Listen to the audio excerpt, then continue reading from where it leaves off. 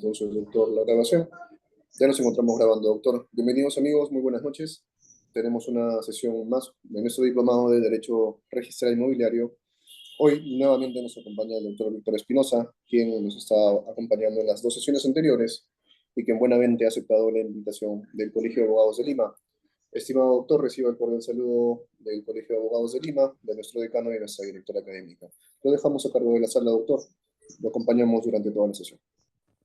Gracias, muy amables. Bien, bueno, supongo que todos los participantes ya han podido ver las primeras dos clases que hemos tenido a bien realizar, la participación del notario, el rol en dar fe, el tema de qué documentos emite el notario y por qué es importante la participación del mismo.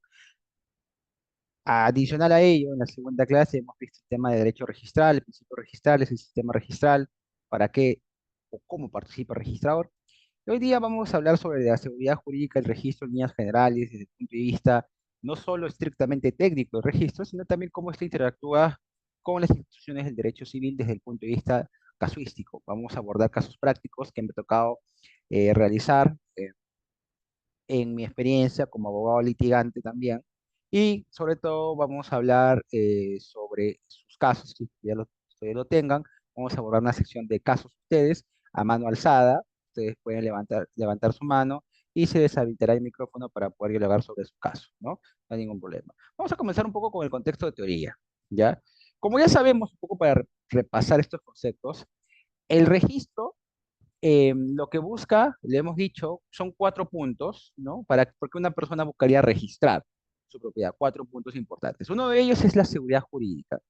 Dentro de la seguridad jurídica hay que entender que nuestro sistema de transferencia de propiedad es meramente consensual, es decir, solamente basta el acuerdo de voluntades para transferir propiedad. Esto no está recogido en el artículo 949 del Código Civil. Pero si revisamos la legislación comparada, vemos que los sistemas de transferencia de propiedad no solo están en el mero consentimiento. Hay algunos sistemas de transferencia que requieren puntualmente la inscripción en registros. Eh, Cuando les pregunté en una de las clases, ¿para qué sirve el registro? Me dicen, obviamente, la seguridad jurídica. ¿En qué sentido? En que realmente una persona que se informa de los registros va a encontrar la información necesaria para una toma de decisiones. No obstante ello, los registros no solo dan información, sino también permiten, a través de su revisión y constatación, avisorar problemas a futuros y dar o otorgar a personas que tengan documentos que acrediten que han revisado el mismo, dotarlos de oponibilidad. Cuando yo hablaba de oponibilidad, ¿qué hacía referencia? ¿Se acuerdan? ¿Qué concepto debemos entender por oponibilidad? Cuando escuchamos el término oponible erga omnes, estamos hablando, es algo que puede venir en un examen, ¿no? Eh, Señale usted qué se entiende por concepto de oponible erga omnes, te dan alternativas. ¿Qué entendemos por oponibilidad, estimados? A ver, ¿quién se acuerda? Puede dejar en la caja de comentarios del chat puntualmente el concepto. Vamos a ver acá, ¿dónde están los participantes? Acá está. Vamos a ver la caja de chat. Ya la tengo acá. Yo les decía que en el tema de oponibilidad, particularmente se debe entender como exigencia. Cuando yo señalo que algo es oponible erga omnes, señalo que es exigible frente a todos. Entonces yo les hablaba puntualmente de que el registro es un sistema de publicidad. El acceso y contenido de la información que aparece en los registros nos permite obtener oponibilidad, pero también nos permite obtener oponibilidad la publicidad posesoria. Y yo les dije una pregunta, ¿cuál es más fuerte? O mejor dicho, en un enfrentamiento entre la publicidad registral y la publicidad posesoria, ¿por cuál optaríamos? ¿La publicidad posesoria o la publicidad registral? Según nuestro sistema de, de criterios de eh, conflicto, ¿por cuál se decanta la legislación? ¿El de inmobiliario? ¿Cuál sería? En temas inmobiliarios, porque en temas mobiliarios puede variar, ¿no? En temas inmobiliarios tenemos tres normas importantes, ¿ya? En temas inmobiliarios tenemos tres normas importantes. Y eso vamos a hacer un repaso el día de hoy. En temas inmobiliarios, por ejemplo, tenemos, voy a ponerlo acá, Voy a utilizar acá. Cuando hablamos de conflicto de intereses, ¿ya? En derecho inmobiliario, tenemos que tener en cuenta algo muy importante, los criterios de oponibilidad, ¿ya? Quiero que me sigan porque esto es la parte teórica. Y en los criterios de oponibilidad tenemos que tener en cuenta qué significa cómo podemos hacer que nuestro derecho prevalezca frente al otro, prevalencia, ¿no? Cuando tengamos un conflicto de derecho, ¿cómo podemos ganar? Entonces, tenemos tenemos tres criterios de oponibilidad en distintas normas. De hecho, hay más, pero vamos a abordar tres, ¿ya? El primer criterio, que está recogido en el artículo 1135 del Código Civil, ¿ya? ¿Qué habla el 1135 del Código Civil? Cuando hay concurrencia de dos o más acreedores. Aquí, ¿cuál es el principal criterio de oponibilidad? En el artículo 1135, cuando habla de mejor derecho de propiedad. ¿Cuál es el criterio de oponibilidad aquí? ¿Cuál es el criterio de oponibilidad? La posesión, el registro, documento de fecha cierta. Aquí hay un concepto importante que hace referencia a, más allá del registro, posesión, la diligencia, ¿no? La diligencia es el concepto más importante. Y de por medio, un paralelo o como contenido de la diligencia o subcontenido está la buena fe, ¿ya? Pero no es una buena fe que se debe entender como la buena fe que vamos a ver en el 2014, que les había mencionado, sino es una buena fe desconocimiento, ¿ya? Es una buena fe desconocimiento de oponibilidad, ¿ya? Es decir, yo desconozco que exista un derecho con mayor oponibilidad al mío, ¿no? O que otra persona haya adquirido una propiedad antes que yo. ¿Y cómo yo puedo conocer de ello? ¿No? Entonces, el 1135 es una opción. Luego teníamos en el artículo 2014, también del Código Civil, hablábamos sobre el tercero de buena fe, ¿no? De buena fe registral, ¿no? Tercero de buena fe registral. Y aquí el criterio se centra en no solo la diligencia, sino la revisión de la información registros. Y no se aplica a todos los supuestos de conflicto inmobiliario, por si acaso. ¿Por qué? Porque solo se ciñe a que conflictos inmobiliarios de bienes que están registrados, ¿de acuerdo? Registrados. Entonces, yo puedo aplicar la buena fe registral utilizando escrituras públicas nada más. No se puede, ¿me entiendes? No se puede. Y luego teníamos el artículo 2022 también del Código Civil, ¿ya? Que habla sobre la, el conflicto que se puede dar entre derechos de la misma naturaleza, derechos reales, conflictos inmobiliarios, obviamente, conflictos de derechos reales versus derechos personales. Por ejemplo, vamos a estudiar el día de hoy, grandes rasgos, lo que se tocó en el séptimo pleno casatorio, ¿ya? Y vamos a hablar sobre otros plenos casatorios que tengan que ver con una relevancia inmobiliaria. ¿Pero por qué hablaba de esto? Acá, séptimo pleno. ¿Qué se discutió en el séptimo pleno casatorio civil? La propiedad, ¿no? ¿Qué se discutió? La propiedad no inscrita versus embargo inscrito, ¿correcto? Ya, mi pregunta es, si hubiera un conflicto entre propiedad no inscrita y embargo inscrito, actualmente, ¿cuál es el criterio que prevalece?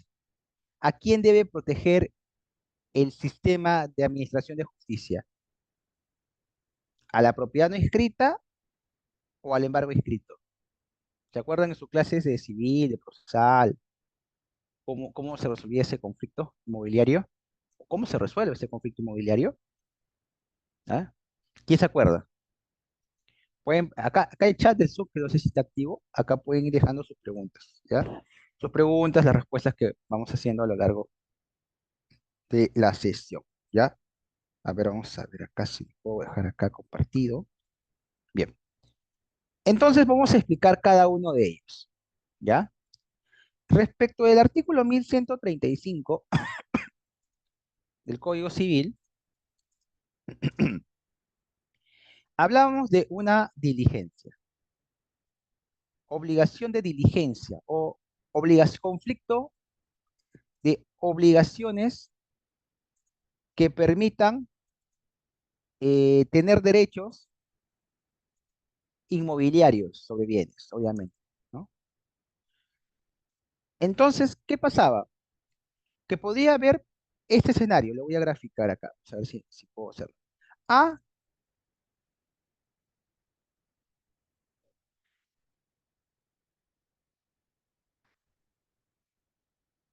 vamos a ver acá si se ve. A ver, vamos a poner A, se llama Juan, B se llama Pedro y C se llama Luis. A ver, A le vende a B, le vende a Pedro. Acá podemos poner un primer acto jurídico, ¿no? Un primer acto jurídico, ¿no? De compraventa. Vamos a poner que fue, que ¿en qué fecha fue? En el año 2020, mediante contrato privado y entrega en posesión. Si, si A le vende a B, si Juan le vende a Pedro, ¿en qué momento o quién es propietario en ese instante? Si es que A le vende a B, ¿se puede considerar a Pedro propietario, sí o no? ¿Ustedes qué piensan? ¿Ya se le puede considerar a Pedro propietario desde el momento de la celebración del contrato de compraventa? Sí, correcto, ya es propietario. Pero aprovechando esa situación, a Juan, como todavía decide o aparenta ser propietario, quizás porque aparecía así en la partida registral, vamos a hablar que este inmueble esté registrado, vamos a poner como datos, inmueble, no, acá abajo, como datos,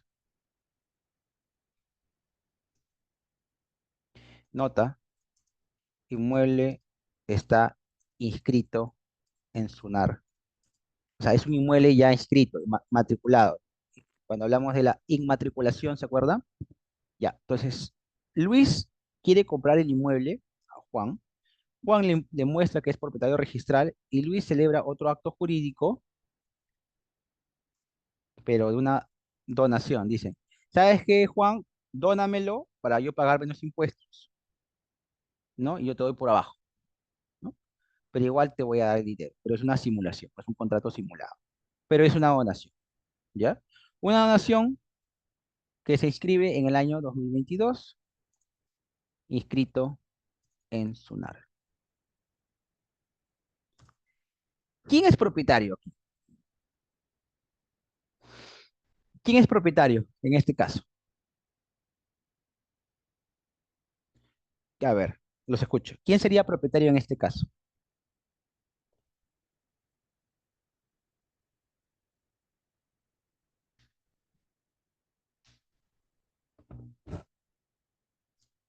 A ver, vamos, ahora sí tenemos que participar. En este caso, no sé si se ve, voy a agrandar de repente, F5.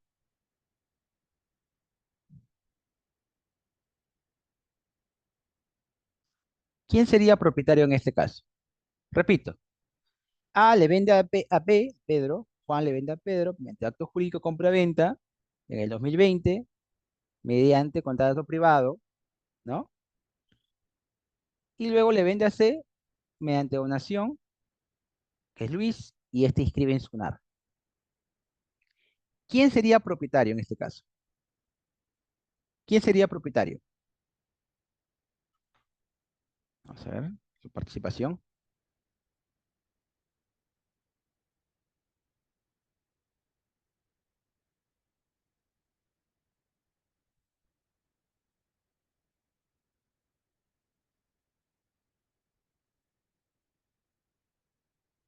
A ver, los leo. No, a ver, tienen que participar. En esta sesión es full práctica. Tienen que participar. Solamente vamos a repasar la parte teórica más importante. A ver, ¿quién ganaría en este caso? Los leo. Tengo que ver sus participaciones en el caso. Si no, no me voy a retrasar en la participación, en el avance del curso. ¿Quién es? A ver, ¿quién sería propietario?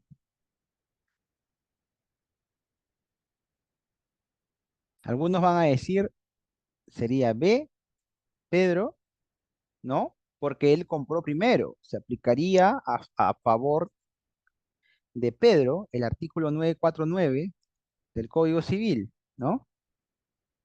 ¿Cierto? Como acá lo dice José, ¿no? 949 del Código Civil porque la transferencia no requiere formalidad.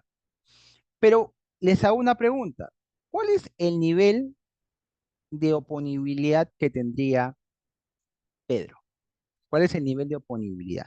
Y esto es muy interesante porque no hay ningún abogado, jurista, que haya desarrollado los niveles de oponibilidad. Claro, todo queda en, en abstracto. Los niveles de oponibilidad me permiten a mí defenderme ante un conflicto de intereses. ¿Cuáles creen que es el mayor grado de oponibilidad que puede tener un bien inmueble? Cuando hablo de oponibilidad pueden entenderlo como el grado de protección frente a un conflicto.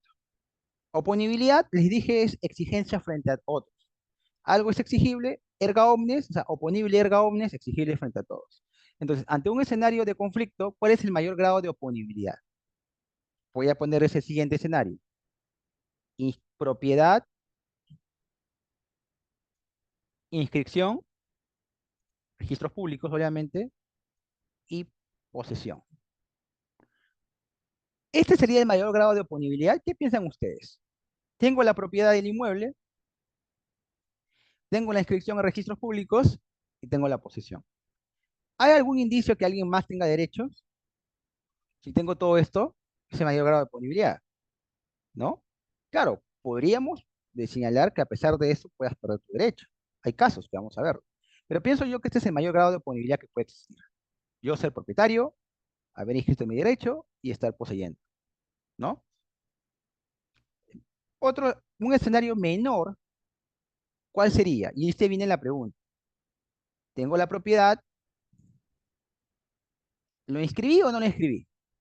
Y ahí hay un criterio interesante, porque en el último pleno nacional salió que basta tener un documento de fecha cierta, ¿no? Documento de fecha cierta y la posesión, que es un grado de oponibilidad mayor para la propiedad, registro, ¿no? Inscripción, pero sin posesión. O sea, actualmente, para un sector de la jurisprudencia, para algunos jueces, el tener una propiedad con documento de fecha cierta y posesión es un grado de oponibilidad mayor al de la propiedad, inscripción, pero sin posesión.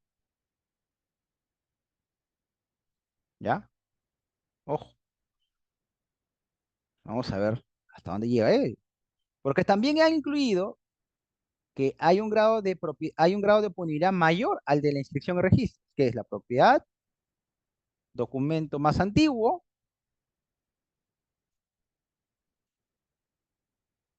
y posesión. Es decir, para ellos la posesión prima sobre la inscripción y registros públicos. Pues vamos a ver qué otros grados también tenemos.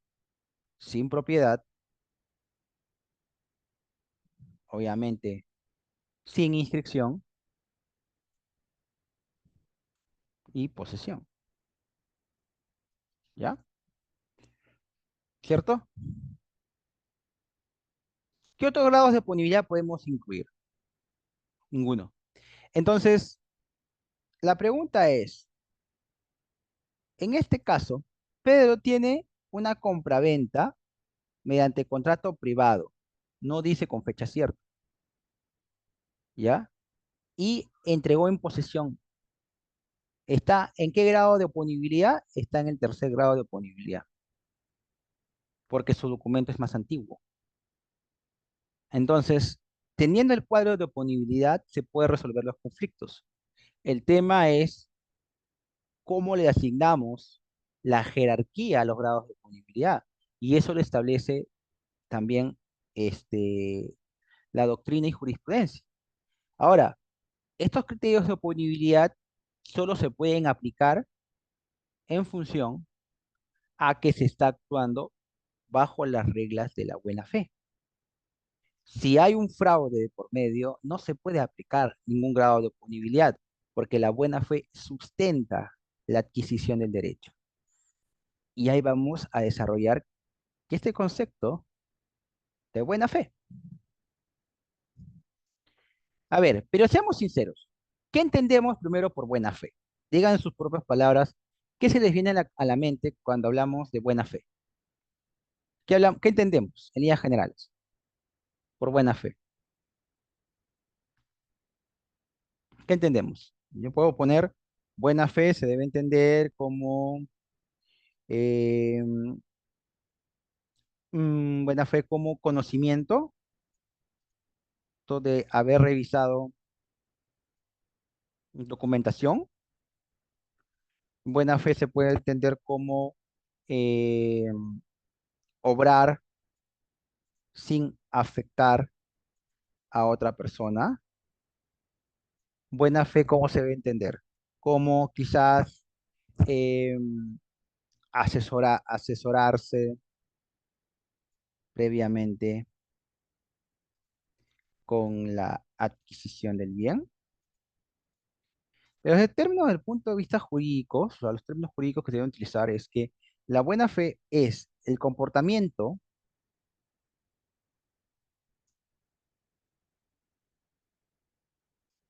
diligente de una persona que adquiere derechos sobre un inmueble,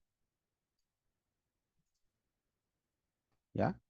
Sobre un inmueble, repito, el comportamiento diligente de una persona que adquiere derechos sobre un inmueble, siendo que la adquisición lo realiza desconociendo que existe un derecho anterior al suyo que sea exigible, ¿no? Que sea exigible y oponible, que sea exigible y oponible, que es lo mismo, vamos a ponerlo, que sea exigible a este. Entonces, el comportamiento diligente de una persona que, que adquiere derechos sobre un inmueble, siendo que la adquisición, lo realiza desconociendo que existe un derecho anterior al suyo que sea exigible a este. ¿Ya? Básicamente esa es la buena fe. Estamos hablando de una buena fe concurrencia en mejor derecho de propiedad. ¿Ya? Entonces, yo les había mencionado, si no encontramos a nadie que tenga derechos preferentes sobre nosotros, estamos hablando ahí que estamos actuando de buena fe. ¿Ya? Bien. Vamos a poner otro ejemplo acá, también del artículo 1135 del Código Civil. Vamos a poner acá. Vamos a copiarlo y pegarlo. Ya. Ahora, Juan le vende vamos a cambiar de nombre, a María, ¿no? A María y José. Es una pareja de esposos, sociedad gananciales.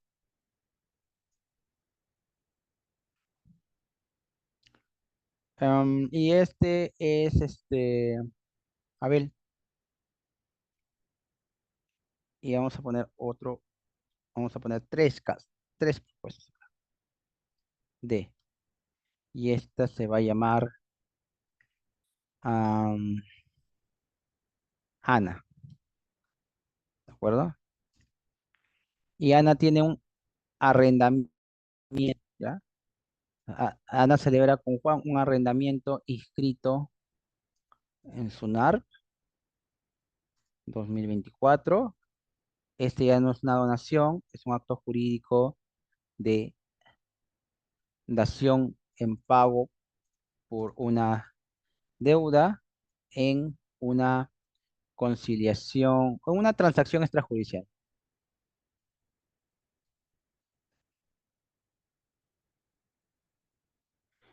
Y esto se va a dar en el año 2023.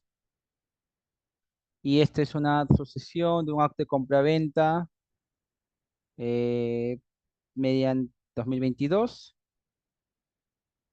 mediante contrato privado con fecha, con firmas legalizadas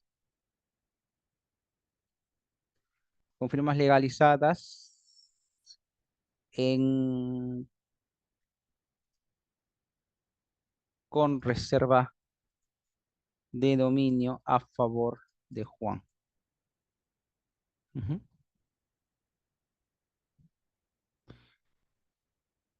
Pero no entregó la posesión. ¿Ya? Vamos a ponerlo acá.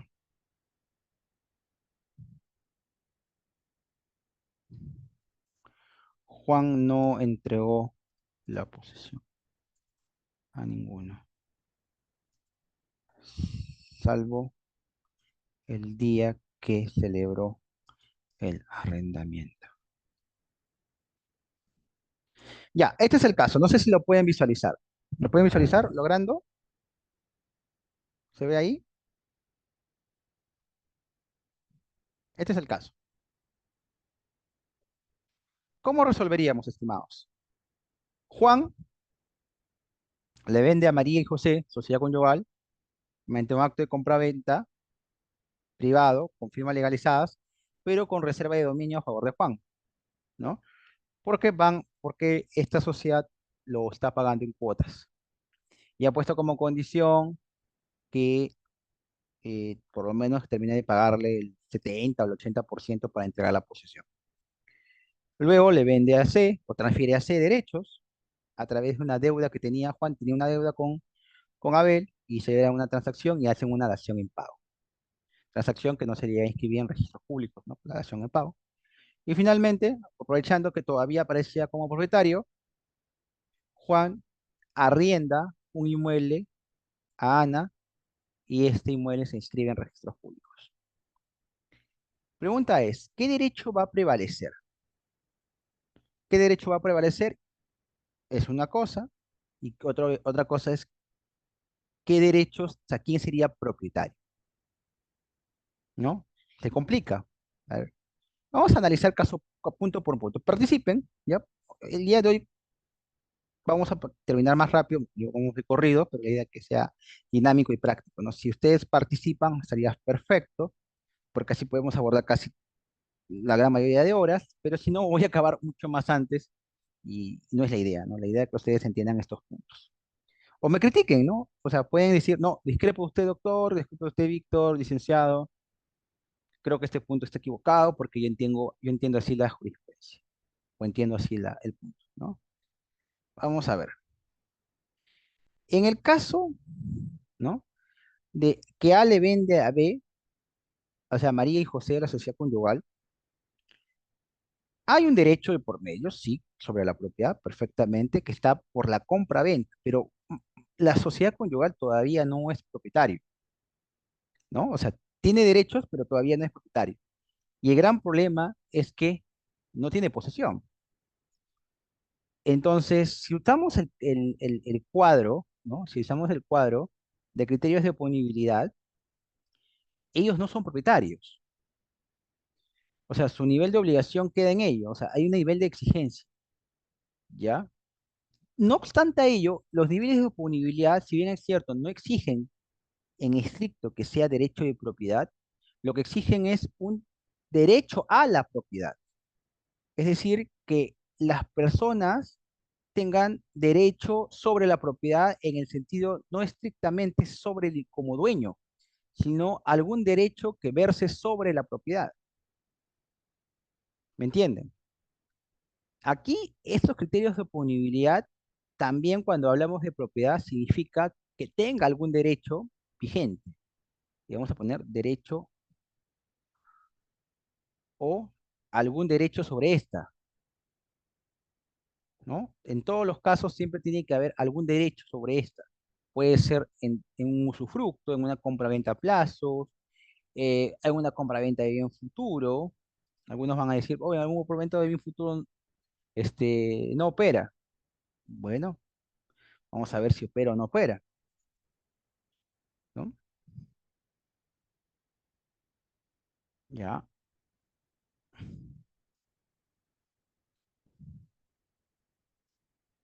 Entonces, en el caso puntual, ellos tienen oponibilidad, sí o no. ¿Tienen algún grado de oponibilidad? ¿Tienen algún derecho sobre la propiedad? Sí, con firmas legalizadas, pero no tienen posesión. Entonces estarían en un grado de nivel de oponibilidad segundo por la fecha cierta, pero como no tienen posesión, habría que colocarles también un grado de oponibilidad. Y ese grado de oponibilidad estaría acá. Propiedad o algún derecho.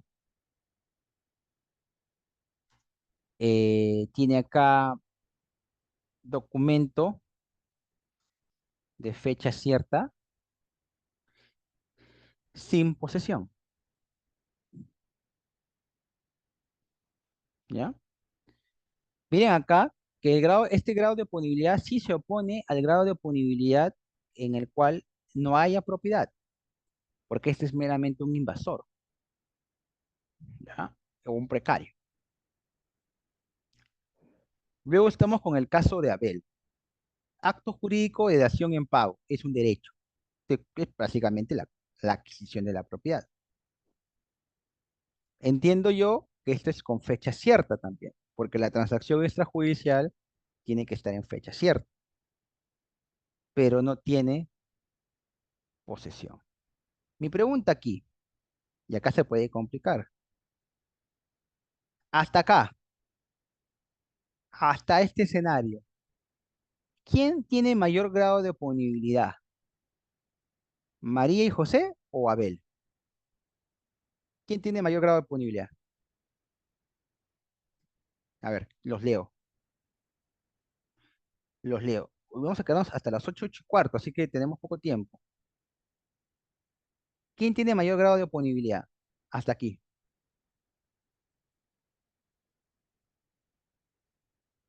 Según el cuadro, ¿quién tiene mayor grado de oponibilidad? ¿Cuál documento de fecha cierta es más antiguo? ¿El de María y José o el de Abel? ¿Qué documento de fecha cierta es más antiguo? ¿María y José o el de Abel? A ver, ¿quién ganaría acá? Los leo en los comentarios. Traten de participar.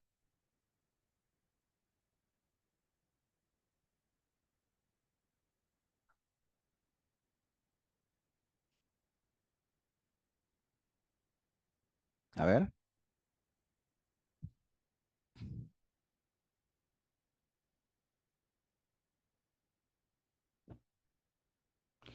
¿quién ganaría en este conflicto?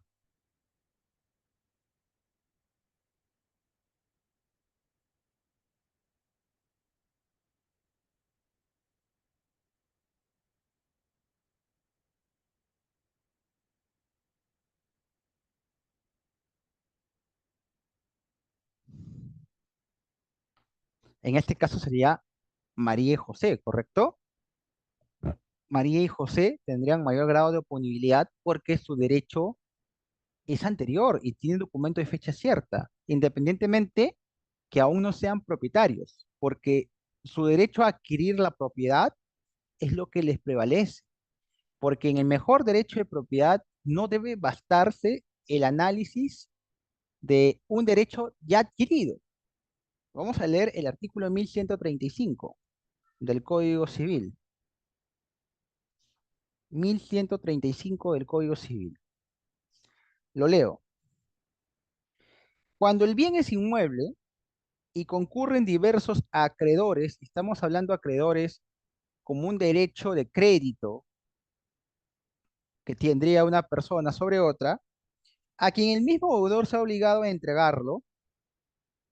¿Con quién se obligó a entregar primero el inmueble? La pregunta es, ¿con quién se obligó a entregar primero el inmueble? ¿Con María y José o con Abel? ¿A quién se obligó a entregar primero Juan el inmueble? ¿A María, José o Abel? A María y José. O sea, el texto no está redactado de la forma en la cual diga, el primero que adquiera propiedad. No, porque si realmente si fuera el sentido de que el primero que adquiera propiedad, estaría muy claro que María y José no son, no tienen por qué reclamar. Y su derecho acaba en simplemente un tema obligacional, es decir, en un incumplimiento de contrato por supuesto de imposibilidad jurídica de adquirir, porque ya se lo transfirió a otro, ¿no? O sea, el riesgo de los que compran con reserva de dominio es que puede haber que el vendedor se obligue frente a otra persona. Pero no, la norma no te dice el primero que adquiera propiedad, sino él, lo repito, que el mismo deudor se haya obligado a entregarlo, se prefiere al acreedor de buena fe cuyo título ha sido primeramente inscrito. En este caso, María José no, tampoco Abel. Entonces, el primer criterio de oponibilidad según el Código Civil, el 1135, es el primero que inscribió. ¿Ya? Luego dice, o en su defecto de inscripción, el acreedor cuyo título sea de fecha anterior. ¿Ya? ¿Cuál es de fecha anterior? El de María y José. Y dice acá, se prefiere en este último caso el que conste de documento de fecha cierta más antigua. Entonces, ¿quién es el documento de fecha cierta más antigua? María y José. Ya, perfecto. María y José. Ahora, el tema aquí es, ¿qué pasa con el arrendamiento inscrito en SUNAR? ¿El arrendamiento es un derecho, sí o no? Sí, van a decir, ¿no? O sea, este derecho se superpone al de María y José. Llega a haber un conflicto. Algunos van a decir que no, otros van a decir que sí, o quién sabe, porque si bien es cierto lo que adquiere Ana no es propiedad, ni tampoco derechos como propietaria, lo que adquiere es un grado de oponibilidad en el sentido de que a María y José no les sirve la propiedad sin posesión. Entonces, si llega a tener un conflicto. Ahora la pregunta es, Ana inscribió su derecho. La regla del artículo 1135 es que es oponible siempre y cuando inscribiste. ¿Quién inscribió? Ana. Su derecho como arrendataria prevalece. Pero el tema es, ¿eso hace que sea oponible el derecho de María y José? Porque Ana puede tener su derecho inscrito hasta el 2030, ¿ya? La interrogante viene a ser, María y José se encuentran en la obligación de respetar el contrato de arrendamiento. Sí, el tema es que podrían cancelar el arrendamiento, declararlo nulo. No, no lo pueden hacer, porque he actuado bajo las reglas de la buena fe. El problema es saber si, como se prefiere el arrendamiento inscrito, si el derecho de María y José es inoponible.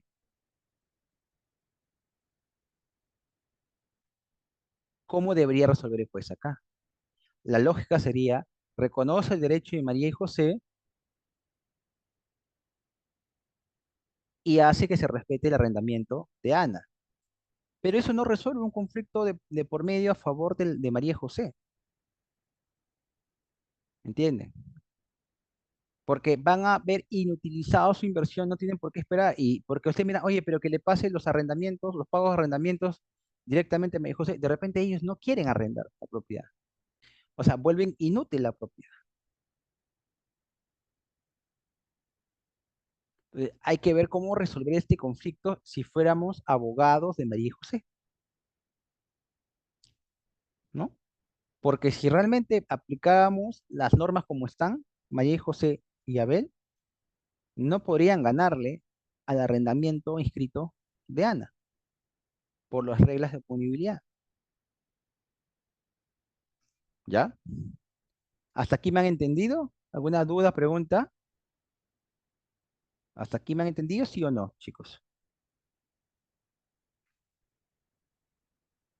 ¿Sí? Vamos avanzando.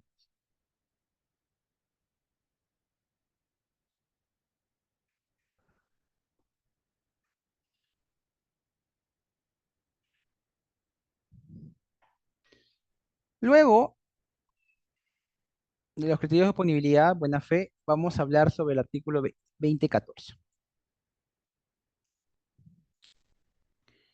El 2014 habla sobre unos requisitos. Comprador, es decir, onerosidad,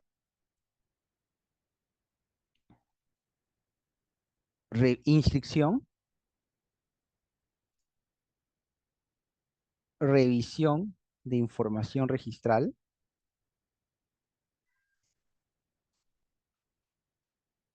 y una presunción,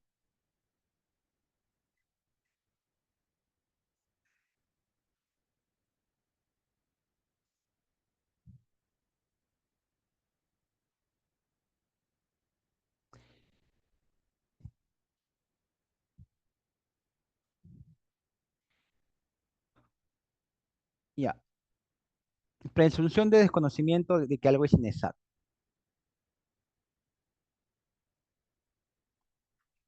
¿Y cómo se resuelve ese conflicto? ¿O cómo lo graficamos?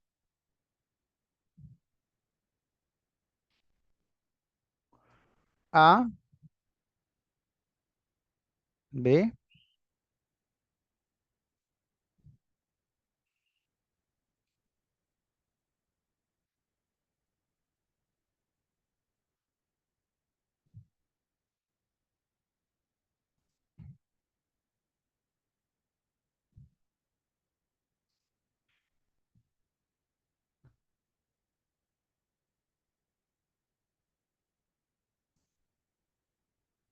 vamos a jugar con este supuesto. A celebró, o mejor dicho, entre A y B hubo la celebración de un negocio jurídico nulo. Quizás por finalidad ilícita, porque A era una persona incapaz, ¿no? Pero lograron inscribir esa transferencia a favor de B. Ojo que todo esto se da en un plano registral,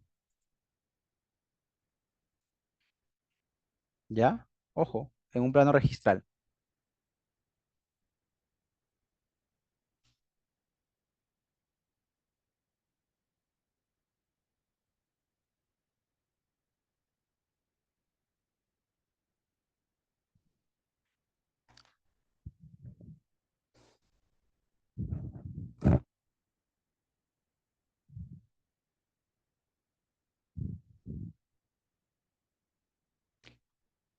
A le vende a B y ese negocio aparentemente es nulo.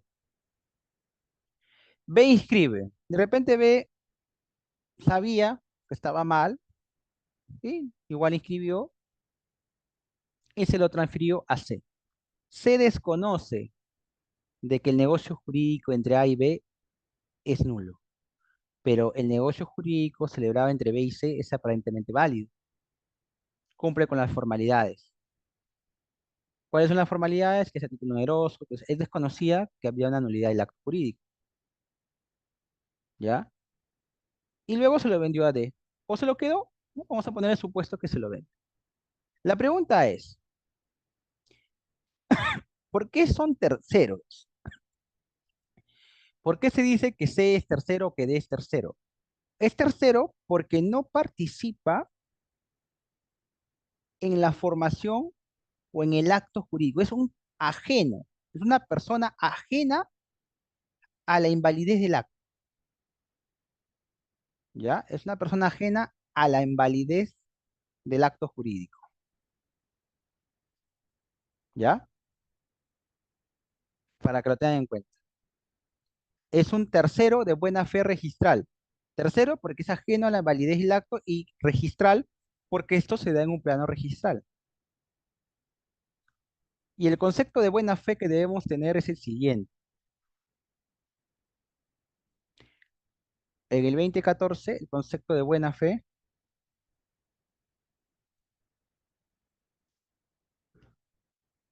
es el siguiente. La buena fe se debe entender como la revisión de los documentos inscritos en registros públicos, cítese, por ejemplo, copia literal, título archivado, que permitan al adquiriente conocer de una realidad, obviamente es una realidad registral, que le haga tomar conciencia, o si queremos ponerlo en términos sencillos, que le determine de tal forma que realice una inversión. Y cuando hablamos de adquisición onerosa, puesto que lo que buscan los registros públicos es la confianza en la información que este, que este publicita. O sea, el principio de buena fe registral lo que busca es que las personas confíen en la información que aparece. Y esto se corresponde con lo que se denomina eh, el dinamismo de transmisiones de propiedad, ¿no? Hay la seguridad estática del tráfico y la seguridad dinámica del tráfico. Y acá estamos hablando de seguridad dinámica del tráfico patrimonial, ¿no? Entonces, con un ejemplo, vamos a ponerlo acá.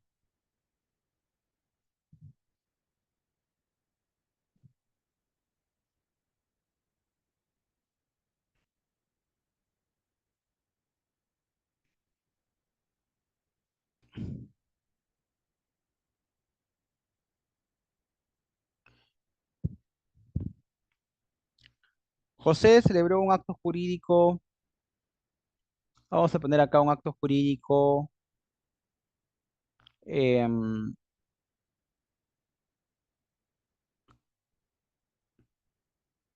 nulidad por falta de manifestación de voluntad,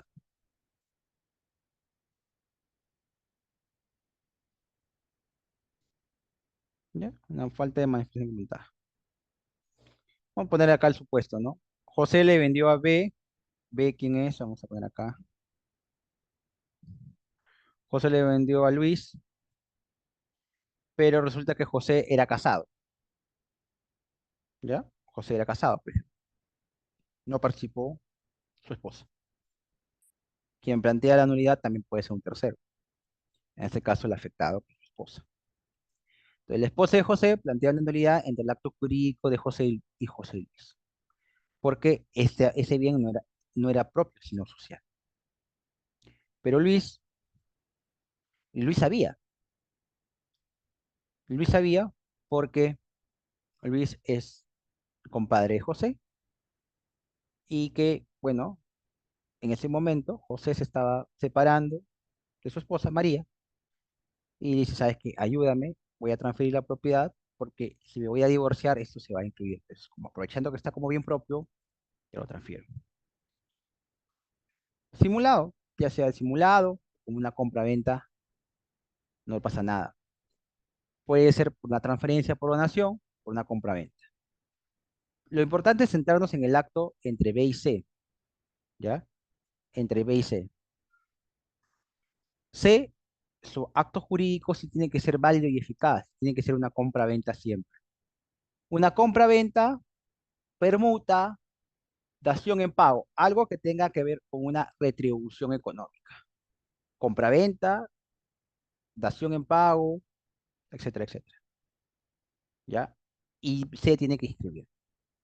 Entonces, la pregunta es, por más que la esposa de José de María presente la nulidad del acto jurídico,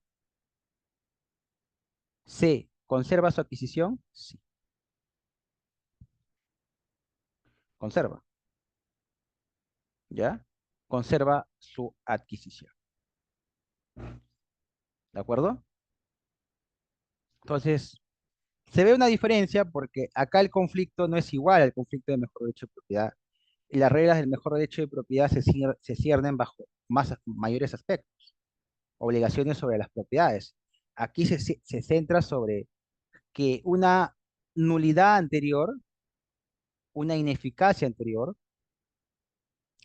no perjudique la adquisición de alguien que no participó en el acto. Acá el único deber de diligencia es revisar la información registral y que obviamente no estés confabulado con B para perjudicar a A o a alguien que tenga un interés en el negocio jurídico inválido. Porque realmente si B se confabuló con A y B también se confabuló con C, o sea, estos tres están confabulados para perjudicar a la sociedad conyugal, es decir, a María. En ese escenario no se conserva el principio de buena fe, porque la regla también en el 2014 es el siguiente, lo voy a leer.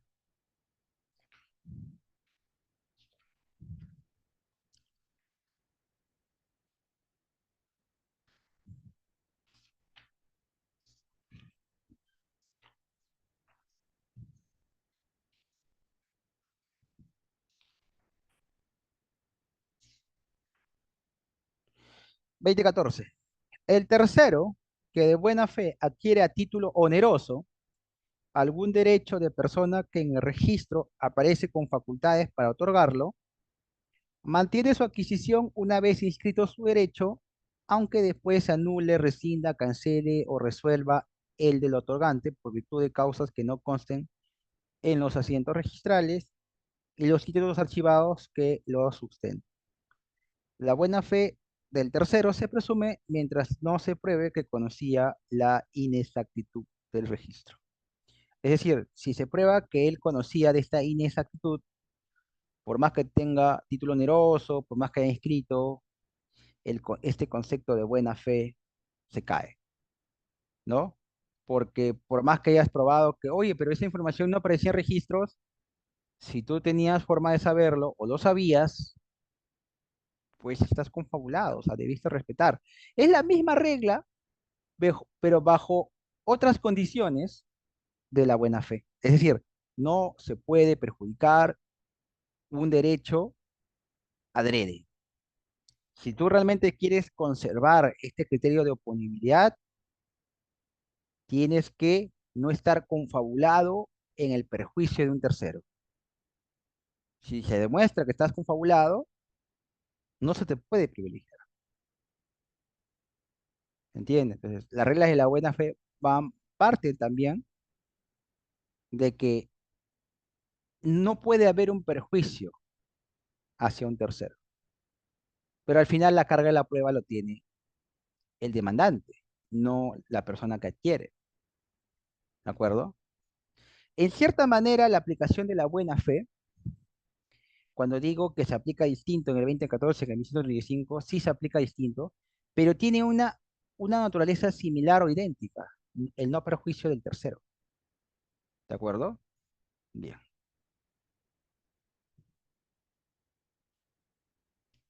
vamos a ver si todo está ok acá.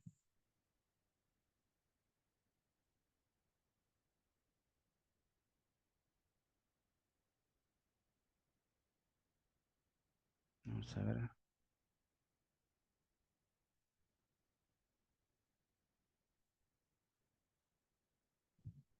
un ratito.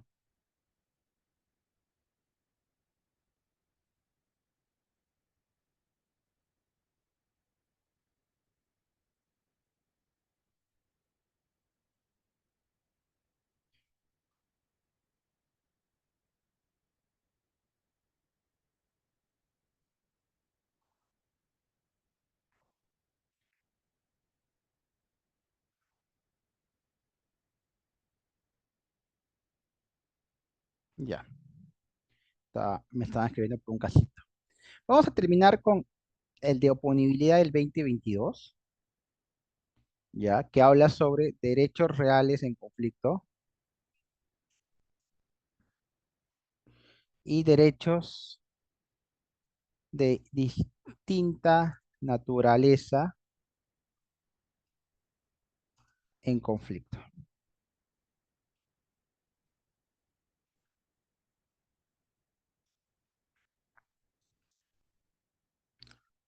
Ya, por ejemplo, me pido prestado dinero de un banco, préstamo personal,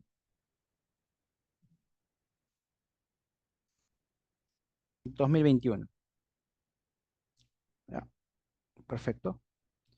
Compro una, ¿no? Compro una casa, sí, un lote en el 2022. No puedo pagar el préstamo y se resuelve el contrato 2023 e inician acciones de cobranza.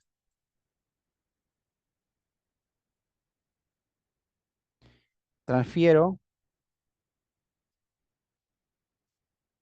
el inmueble en el 2024, ¿no? Mediante, eh, mediante una minuta, un contrato legalizado, ¿no? Un contrato legalizado. Se escribe embargo,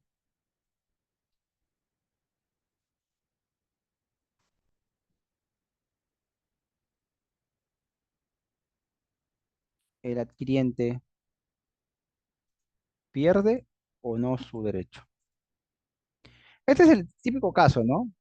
Tengo una deuda, adquiero una deuda que pienso que puedo pagar, tengo una propiedad, luego no puedo pagar el préstamo, se resuelve el contrato de préstamo y me piden todo lo que sigue, ¿no? Inician una cobranza judicial y yo digo, no quiero perder el terreno, o sea, yo lo compré en el 2022, invertí mi dinero para terminar de pagarlo, lo saneé, ¿no? Lo compré de repente en un lote y lo he saneado, lo he puesto a mi nombre, ¿no? Y digo, bueno, pues, pero recuperaré algo y se lo vendo a alguien más, ¿no? Se lo vendo a alguien más, o que puede pasar, ¿no? Yo lo estoy saneando y, y voy a demorar en sanearlo, pero necesito el dinero rápidamente. Lo transfiero a alguien más y luego lo saneo a mi nombre y aprovechan para embargarme esa propiedad. A pesar que, o sea, porque recuerden que la inscripción en registros es declarativa. Es decir, va a declarar una realidad que de repente no es en ese momento la real, porque de repente yo lo escribí, yo lo saneé y lo puse a mi nombre, pero con la finalidad de venderse, o sea, de regularizar eso, como pasa con los proyectos de lotes, ¿no? El propietario no sé, la inmobiliaria tal, y ya te vendió un lote, tienes tu contrato de compraventa privado, pero él está en proceso de saneamiento e independización, y pum, le lleva un embargo, sobre todos los lotes matrices, sobre la lote matriz y obviamente afecta a todos los lotes a futuro, ¿ya? Entonces, ¿qué puede pasar? Que en este caso, el que compró diga, oye, pero yo tengo aquí un documento que me acredita que soy propietario antes de la inscripción del embargo.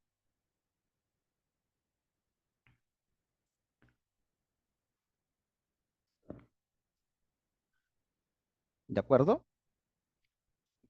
¿Quién, el adquiriente pierde o no pierde su derecho?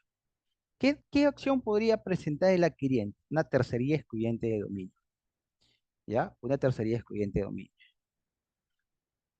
Y ganaría, según el séptimo pleno casatorio, la propiedad tiene que tener fecha cierta para oponerse al embargo inscrito. El embargo tutela un derecho de crédito. El derecho de crédito cuando es exigible. Mi pregunta es, ¿cuándo es exigible el crédito? ¿En el 2021 o cuando se resolvió el contrato y se inició el proceso de cobranza? ¿Cuándo es exigible el crédito? ¿Cuando se celebró el contrato o cuando se resolvió por falta de pago y se comenzó a iniciar el proceso de cobranza? ¿Cuándo es exigible el crédito? ¿En el 2021 o en el 2023? ¿Cuándo es exigible el crédito? A ver, ¿cuándo? ¿En qué fecha? Acá, ¿correcto? Porque si él vendía la casa o lo vendía a un tercero, no importaba siempre y cuando él pudiera pagar el préstamo, ¿no? Como pasa a veces con una hipoteca. Tú puedes celebrar una hipoteca, vender la casa hipotecada y no se afecta esa hipoteca ni se ejecuta la hipoteca si es que se mantiene el pago de la deuda. Entonces, la pregunta es, si el crédito es exigible en el 2023 y se transfiere en el inmueble en el 2024, ¿se puede aplicar tracería? Sí, porque a pesar que es exigible, las reglas del séptimo pleno casatorio están equivocadas. No se trata de cuándo sea exigible, sino se trata de cuándo es cognoscible, por lo menos, el embargo. Es decir,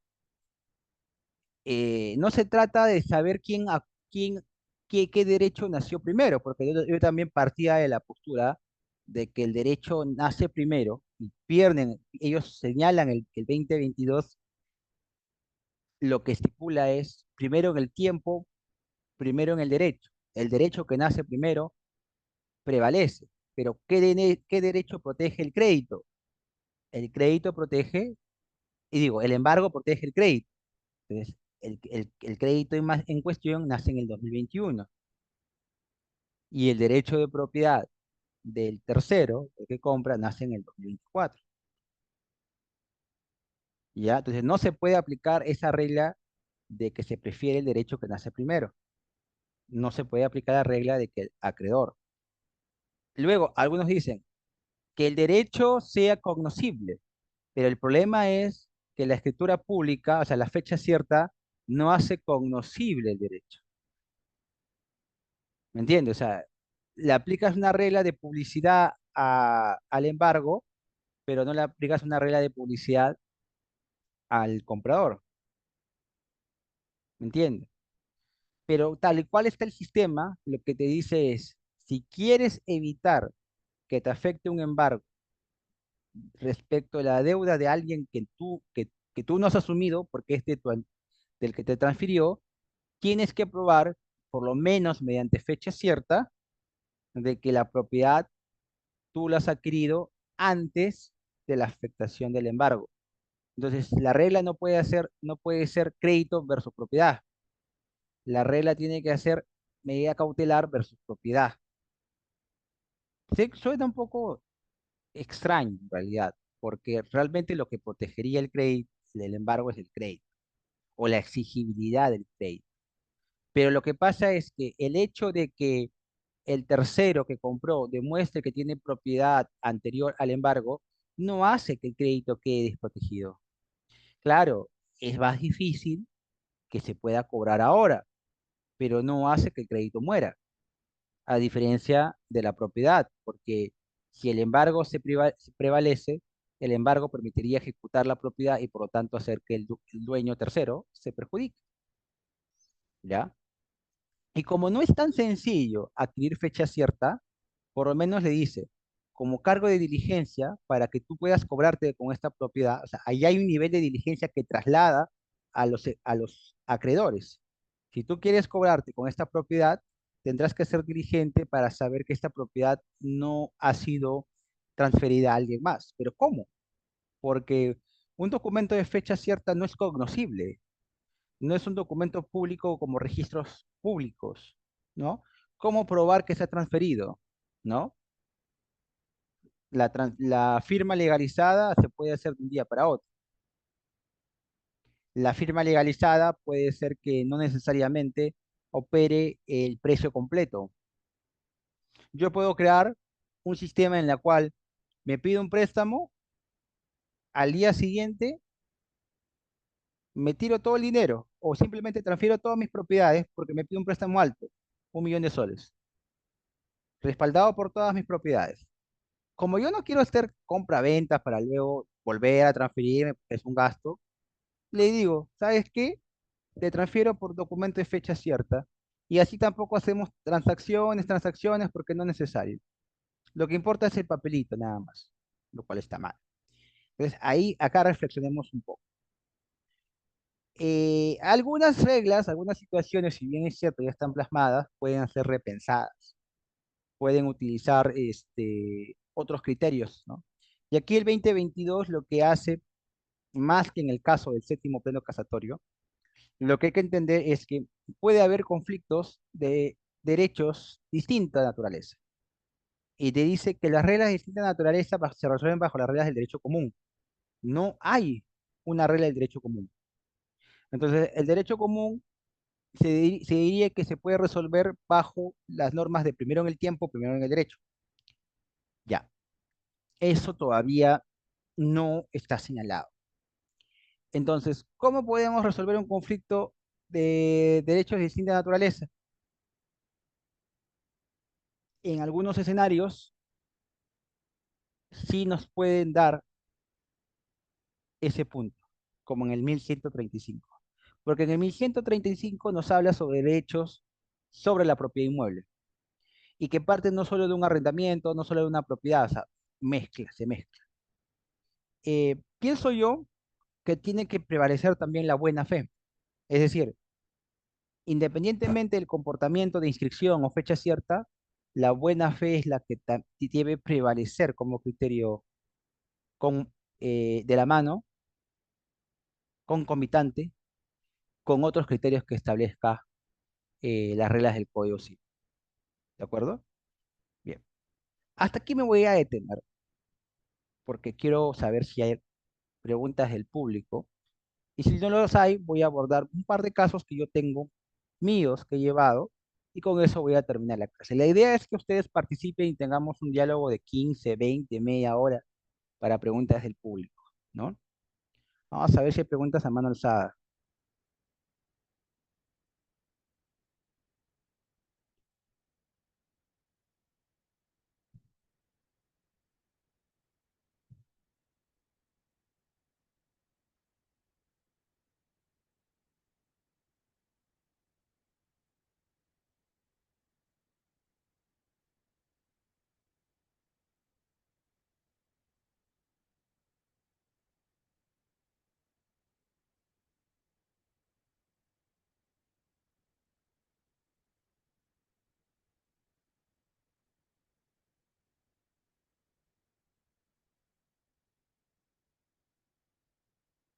Ya, vamos a ver si hay preguntas, si no, con eso voy a hablar de unos casos que tengo y terminaríamos la sesión, ¿no? No hay ningún problema.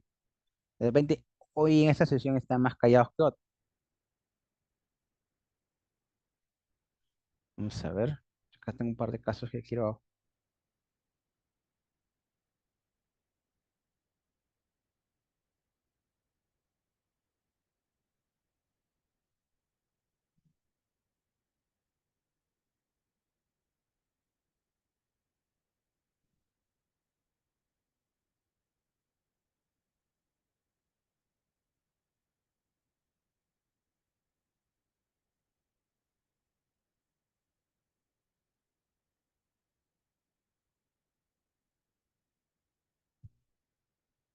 Ya, bien. Vamos a terminar entonces la sesión con un par de casos que me tocó abordar. Y eso tiene que ver también con estas reglas de oposición. A ver, vamos a ver acá. Casos prácticos. A ver si me ocurre. Eh, ya. Petición de herencia. En la petición de herencia se excluyen herederos, ¿no? De manera forzada. En el interín, que soy declarado, se transfiere inmueble. Eh, la pregunta es, ¿los inmuebles transferidos son, pueden considerarse adquiridos de buena fe?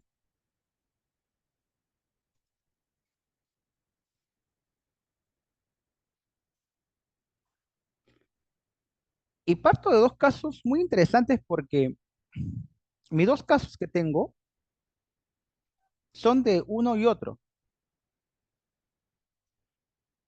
¿Por qué digo de uno y otro? En el primer caso, A excluyó a B, A vendió a C, ya A vendió a C la propiedad, B se encontraba en posesión, B inicia petición de herencia, B informa a C que hay proceso judicial, incluso antes de la transferencia de propiedad. ¿Cuáles son los criterios que determinan la mala fe de C o la falta de diligencia de C al momento que adquirió de A? Primero, que no revisó la posesión, que es un criterio que, si bien es cierto, yo discrepo, es un criterio actualmente tomado en cuenta e importante en el momento también de adquirir un bien. O sea, sobre todo si vas a comprar una casa completa, ¿no? No derechos y acciones. Porque si tú compras derechos y acciones, pues pienso yo que tampoco es necesario revisar la posesión, ¿no? Pero si compras una casa completa, sí, ¿no? Entonces no revisó la posesión y por lo tanto también se le avisó, porque nosotros tuvimos conocimiento de que la propiedad estaba siendo adquirida por este y por lo tanto se le envió una carta notarial avisándole que desistiera de la adquisición o por lo menos y suspendiera el tema del pago total del cheque de gerencia a favor de A. Entonces, en este caso, eh, que es importante destacar, le decía, porque nosotros convertimos a un tercero en un adquiriente de mala fe por la falta de diligencia. Y en el otro caso, A excluyó a B también, A vendió a C, eh, C tomó posesión porque estaba vacío el terreno y no se le notificó de ningún proceso. ¿Quién es mi cliente acá? C. C revisó la posesión, constató que estaba vacío, revisó la partida registral y básicamente no encontró ninguna información que diera un indicio de que la propiedad tuviera algún problema legal. Entonces, en ese sentido, pues, ¿quién conserva la propiedad? C, ¿no? Si lo excluyó o no excluyó a B, ese es un problema que debe resolverse en el plano familiar, en el plano de los herederos. ¿Ya? ¿De acuerdo? Bien. Entonces, estos dos casos como para que tengan en cuenta que pueden ser similares, idénticos, parten del mismo punto, pero que pueden resolverse con los criterios de oponibilidad y con la buena fe de manera distinta. ¿Bien? Ya, hasta aquí me voy a detener. Si hay preguntas, bien. Si no hay preguntas, terminamos la sesión de recuperación y bueno, ya será hasta otra oportunidad, que justo yo tengo hasta las 8:15 nada más para quedar en mi día de hoy y quería terminar la parte teórica y práctica para resolver preguntas con ustedes. Vamos a ver si hubiera, ¿no?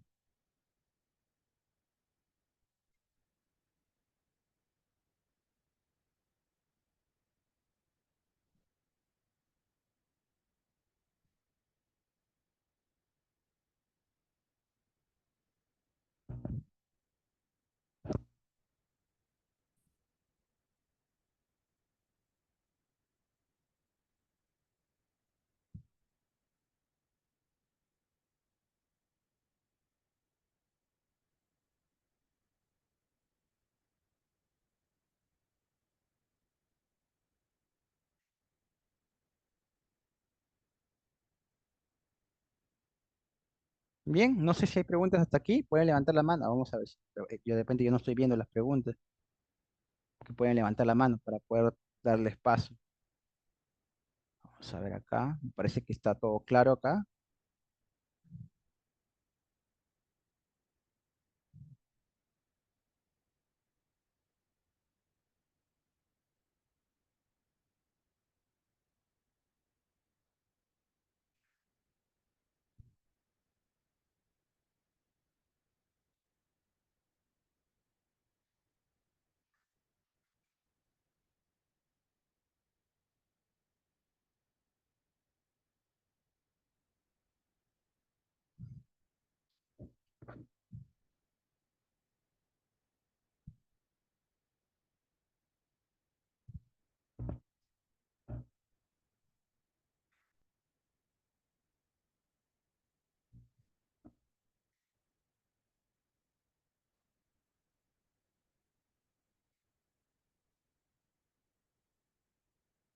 Bien, creo que no hay preguntas, entonces terminamos la sesión el día de hoy, esta sesión de recuperación.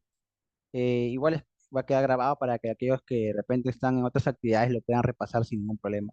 Quedo a disposición de la dirección académica del Colegio de Abogados, Ilustre Colegio de Abogados de Lima, para dar por finalizada la sesión el día de hoy. Bueno, y también invitarlos a próximas sesiones sin ningún problema. Acá hay un comentario, creo. Ya, tienen también, Paul, por escuchar, no hay problema.